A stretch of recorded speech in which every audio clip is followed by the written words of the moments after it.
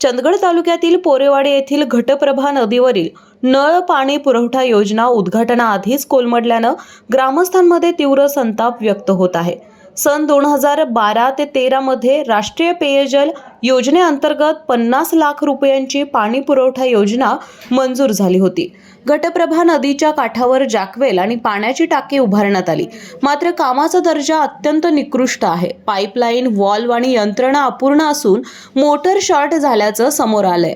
ठेकेदार आणि संबंधित पाणी पुरवठा विभागाच्या अधिकाऱ्यांच्या दुर्लक्षामुळे योजना गेली 12 ते 13 वर्ष रखडली आहे. गावाला आजही पिण्याच्या पाण्यासाठी टंचाईला सामोरं जावं लागतंय. एक योजना अपूर्ण असतानाच सन 2020-21 मध्ये 23 लाखांची जलजीवन योजना मंजूर करण्यात आली.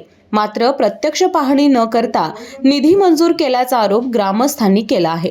कोट्यवधींच्या निधीचा अपव्यय झाल्याचा आरोप केला जात असून ठेकेदारावर कारवाई करून त्याचे नाव काळ्या यादीत टाकण्याची मागणी ग्रामसभेत करण्यात आली.